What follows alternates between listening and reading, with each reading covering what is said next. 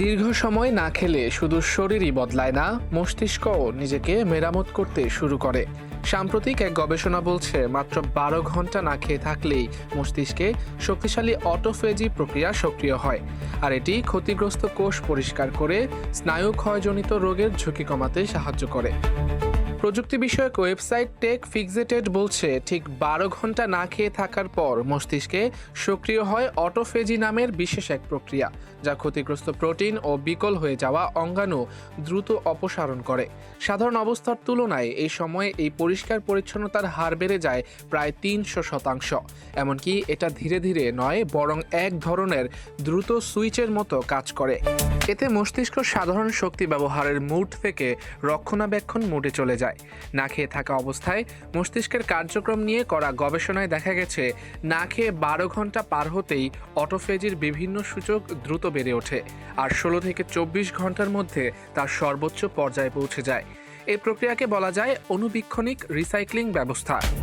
রক্তে গ্লুকোজের মাত্রা নির্দিষ্ট মাত্রার নিচে নেমে গেলে মস্তিষ্কের কোষগুলো শক্তি পাওয়ার জন্য নিজেদের ক্ষতিগ্রস্ত অংশ ভেঙে ব্যবহার করতে শুরু করে এবং একই সঙ্গে স্বাভাবিক বিপাকের সময় জমে থাকা বর্জ্য পরিষ্কার করে।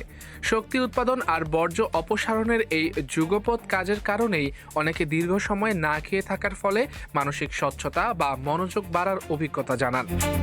সাম্প্রতিক নিউরো ইমেজিং গবেষণায় দেখা গেছে, এই পরিষ্কার পরিচ্ছন্নতা প্রক্রিয়া অ্যামিলয়েড প্লাক ও টাউ ট্যাঙ্কস বিশেষভাবে অপসারণ করে।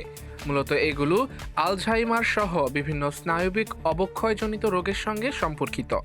2400 জনকে নিয়ে করা এক গবেষণায় দেখা গেছে, নিয়মিত 12 থেকে 24 ঘন্টা না খেয়ে থাকেন এমন ব্যক্তিদের মস্তিষ্কে এসব ক্ষতিকর প্রোটিন জমার হার অন্যদের তুলনায় 40% কম।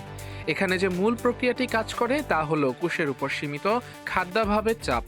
মূলত এটি শুনতে নেতিবাচক মনে হলেও এতে মস্তিষ্কের কোষ আরও শক্তিশালী হয়। বাহ্যিক শক্তির উৎস কমে গেলে নিউরনগুলো বিদ্যমান সম্পদ আরও দক্ষভাবে ব্যবহার করে এবং সেই সঙ্গে মেরামতের যে প্রক্রিয়াগুলো সাধারণ সময় নিষ্ক্রিয় থাকে সেগুলো সক্রিয় হয়ে ওঠে। এছাড়া অটোফেজির কাজ সম্পন্ন হয় অটোফ্যাগোজোম নামে বিশেষ কাঠামোর মাধ্যমে। এরা ক্ষতিগ্রস্ত উপাদানগুলোকে ঘিরে ফেলে এবং পরে লাইসোজোমে পাঠিয়ে ভেঙে ফেলে। না খেয়ে থাকার সময় এই অটোফ্যাগোজোম তৈরির হার হঠাৎ বেড়ে যায়, এমনকি কয়েক ঘন্টার মধ্যেই মস্তিষ্কের কিছু অংশে এ সংখ্যা 400% পর্যন্ত বাড়তে দেখা গেছে। মস্তিষ্কে অটোফেজির একটা বিশেষ বৈশিষ্ট্য হচ্ছে, এটা নির্বিচারে নয়, বরং কেবল ত্রুটিপূর্ণ প্রোটিন, পুরনো মাইটোকন্ড্রিয়া বা জমে থাকা বর্জ্যই অপসারণ করে, সুস্থ অংশগুলো অক্ষত রাখে। এতে বোঝা যায় কোষের ভেতর অত্যন্ত সূক্ষ্ম মান নিয়ন্ত্রণ ব্যবস্থা কাজ করছে।